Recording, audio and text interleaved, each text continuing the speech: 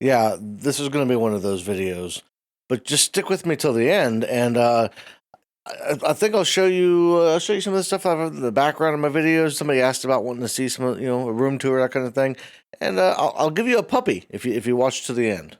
So that's what we in the biz call a teaser opening. A kid, of course. I don't know anything about YouTube. I'm just making videos on here. All right, I'm just it's YouTube's world, and I'm just living in it. So the title of this video, it may sound a bit extreme or a bit crazy. While I don't know exactly how, maybe you clicked on it because you were like, "Oh, this guy's weird. What does he mean?" Nikki Haley and Joe Biden are the only hope for a future. Not particularly necessarily those two, but this particular year is a big one in politics. And the reason why I said Nikki Haley and Joe Biden is because those are the two candidates, really, that I can see on, Joe Biden for the Democrats, Nikki Haley for the Republicans, that would be the safe choices as far as democracy is concerned. Of course, we all know, according to all the news outlets and everybody else, all the pundits and all that, Donald Trump's going to be the Republican nominee. And that's terrifying. So I wanted to talk about that because if Donald Trump wins re-election in 2024, that's it. That there's nothing left, no hope. And what I mean by that is essentially, if you go back to, I've got a couple of different examples here. The Civil War is one that I want to look at because in 1861, the United States entered into a civil war after some states seceded from the Union. Now, the reason why they seceded from the Union was a disagreement over whether or not states should be allowed, or people should be allowed to own slaves. But even then, that was a policy choice. That was something where realistically, had the states not seceded, there would have been a civil war, and Abraham Lincoln wasn't looking to necessarily the Emancipation Proclamation was only signed after the war, and it was kind of Lincoln's way of getting back at the South in a way. He became very we need to abolish slavery part of the way through the war. Had they not seceded, they would have probably carried on at least for a little bit longer as they were going. Slavery was dying anyway; it was becoming less popular. The Emancipation Proclamation just sped everything along, but it was a policy decision. There weren't people. I mean, I'm sure there were some that were idolizing Lincoln and were idolizing the leaders in the South and all that, but the fact of the matter is those people weren't seen as above everything else. At the end of the day, it was an argument and a debate over whether or not people should be allowed to own slaves.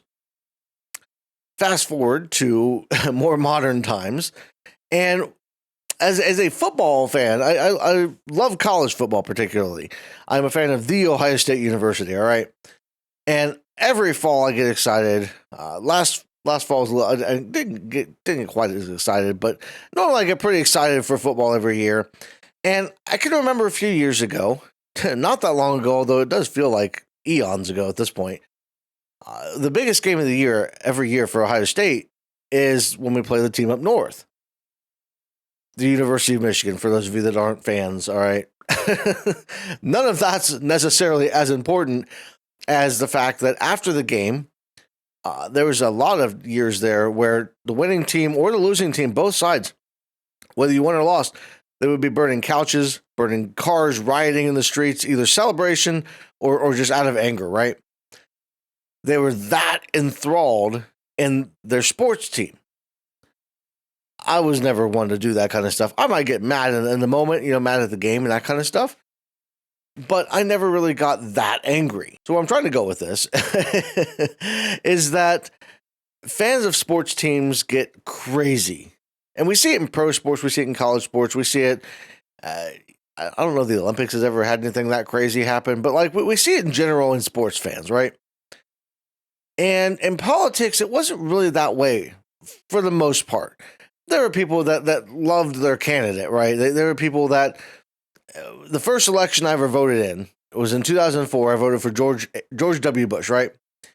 And he was the Republican candidate. He was the guy I wanted to vote for because I was 18 and my mom said, this is who you're going to vote for. And honestly, I was raised as a Christian conservative, so it made sense, right? But I didn't idolize him, and I don't think very many other people really idolized him. The same with John Kerry when he was running against Bush in 2004. Nobody really idolized him. It was more they were going for the policies they were going for. This is the guy that supports what I support, right? And this has kind of been the case more or less throughout political history. There were some candidates that had a little bit more sway. There's some candidates, Barack Obama in 2008 had a lot of people following him, less about the policies and more about the fact that, he was an African American. He was the first black president, right? And there was a lot of people that I knew personally. I was in basic training when he was elected. A lot of people that voted for him simply because he was black.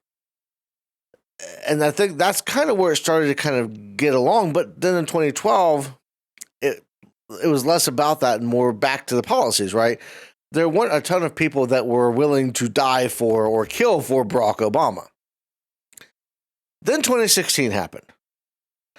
And in my opinion, the Democrats didn't pick a very good candidate, right? Hillary Clinton had a lot of baggage and a lot of flaws.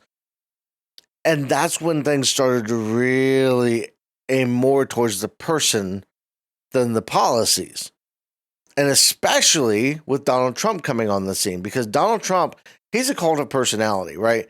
People love or hate him based off of him. He doesn't have any policies per se. Donald Trump stands for one thing, and that is Donald Trump. He will say whatever he needs to say to get love and adulation from the people around him. And that's not necessarily a lot different from a lot of politicians, because in the past, politicians, they would go campaign stop to campaign stop, and they would maybe say slightly different things. They wouldn't change their thing completely. You wouldn't have a candidate in one city saying they were pro-life and another city saying they're pro-choice, but they would change the rhetoric, and they might change some of their smaller opinions and that kind of stuff to align with the crowd. But for the most part, they have, these are the policies I stand for as a candidate for this party. Donald Trump comes on the scene, and all of a sudden he says, I don't stand for anything. I stand for whatever the people want me to stand for to be popular. Not because the majority rules, because we live in a democracy and the majority opinion wins the day, but because he wanted to be the most popular person in the room. Now, in 2016, he wasn't the most popular person in the room. He lost the popular vote, still won the Electoral College. That's going to be a whole subject for another video. But then over the next 4 years, he started kind of testing the limits of democracy, testing the limits of the United States government, what he could get away with, trying some different things out, speaking in ways that just is not normal for anybody to talk in as far as leaders of the free world. 2020 comes around, we have the pandemic, everything kind of breaks down, and it was just botched, handled really badly by Trump. And the response was horrible, and I think that kind of played into him losing in 2020. Now, some people might have thought that's the end of Donald Trump. He's over, no more Trump, right? I knew better than that, and a lot of people did know better than that, because he doesn't just walk away, right? He spent the entire time saying that he didn't lose the election. And if it wasn't clear before January 6, 2020, or 2021, if it wasn't clear before then, it was very clear after. He's an autocrat. He's a dictator. He wants to be a dictator. He is doing everything in his power to get back in the White House because he wants to be a dictator. A lot of it has to do with he doesn't want to pay for his crimes. He's saying, he's out there saying, they're coming after me for this and coming after me for that. When you do a crime, you have to face the penalties. You have to face the consequences. That's the way it works. And Donald Trump has done some things that I wouldn't get away with. The normal average person wouldn't get away with. He's facing criminal charges for a multitude of things that are just not okay. But what we're seeing now is, instead of policies in 2024, policies are out the window.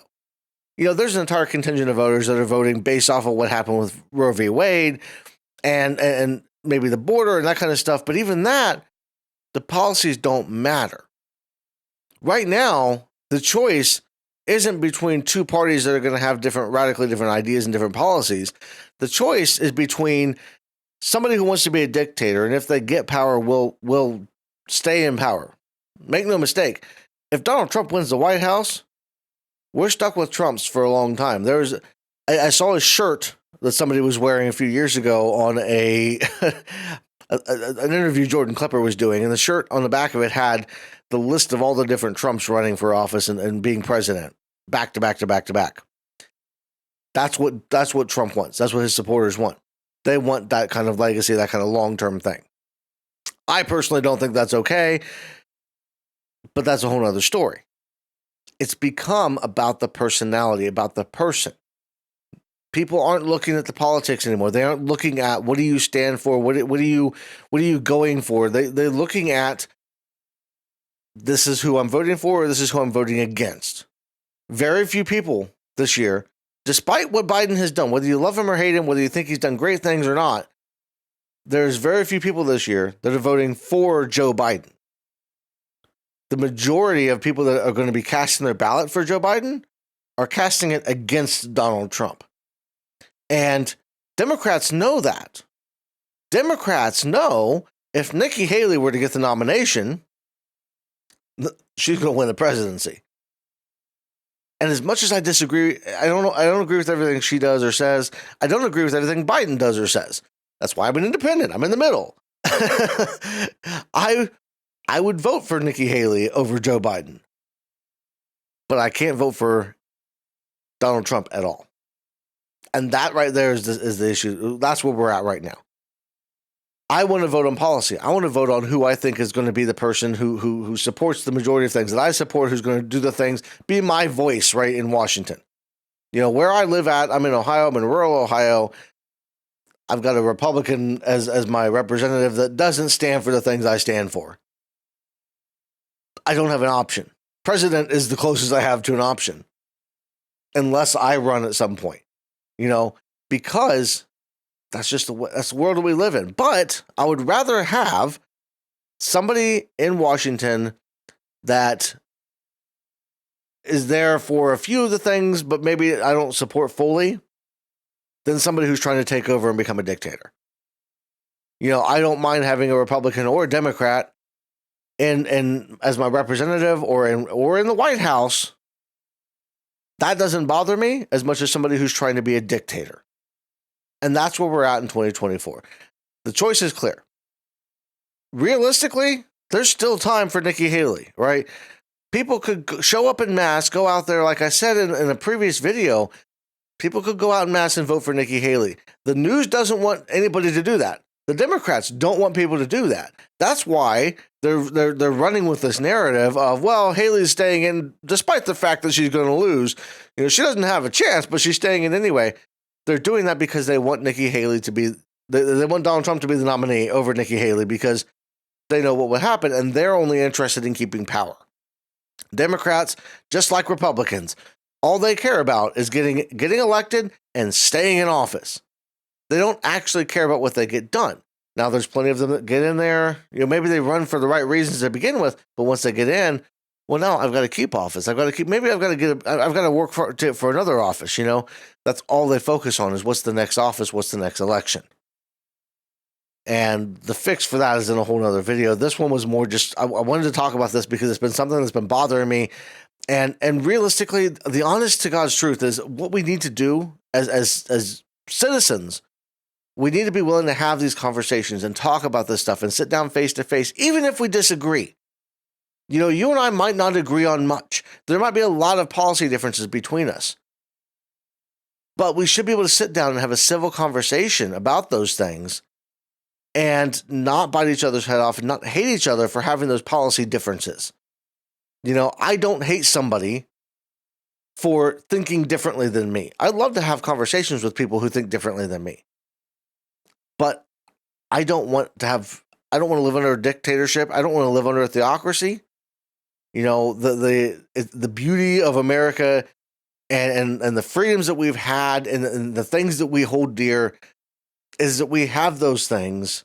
And there's a lot of places in the world where those things aren't as openly available as they are here. So that's kind of what I want to get out. I think I'll probably do a video coming up about, you know, how we can have those conversations, maybe more constructive ways to sit down and discuss things, because I've had plenty of discussions with people that I vehemently disagree with on things. Lots of experience with debating and that kind of stuff. And I think a healthy debate is an outstanding thing for democracy, for the country as a whole. We need to have that kind of stuff. And we need to stop playing this partisan politics, but more so we need to stop playing the personality politics. It shouldn't be somebody supporting Donald Trump or voting against Donald Trump. It should be, I support this person because they support these policies. And then when that person goes away, I support the next person that supports the policies, not I support this person come hell or high water and pretending like they could not do anything wrong. And that's ultimately the goal. That's all I've got. I'm going to do, like I said, we'll do a room tour real quick. And then I've got a picture of a puppy for you. I can't give you a real puppy. It doesn't go through the screen, but I'll give you a picture of the puppy just as soon as we get done with the room tour. So, but I want to thank you all for watching. If you don't want to stick around for the room tour, that's fine. I understand. But everybody have a great rest of your day, and I'll see you in the next one. All right, so as promised, I had a request one of my videos a while back to do a room tour. I kind of look at some of the stuff on the shelf and whatnot behind me and talk a little bit about it. So I figured I'd throw that in at the end of the video here for anybody that's interested, just so you can get a better taste for what I've got going on here. Basically, I've got this shelf set up back here with a lot of stuff that I've gotten over the years. It just collects, alligator skulls, that kind of stuff. This is a real alligator head, actually. I got that in, we went to New Orleans a couple years ago, and I did a swamp tour, and they had that down there. I got a cast of a Tyrannosaurus Rex skull. I love skulls. I don't know what it is. Buckeye helmet, boat, death up here with his little time teller. The game machines, we've had these for a couple of years. I used to have them upstairs, and I wound up sticking them down here. I figured they look kind of cool in the background of the videos and whatnot. Then, of course, the stuff up here. I've got the records up here. I've got the decorations on the shelf and all that kind of stuff. This was supposed to be something for a video series I was doing a while back that I never actually got around to using. But, we got the records up there, and I've got the green screen over here, right? So I use the green screen for the openings of all the videos.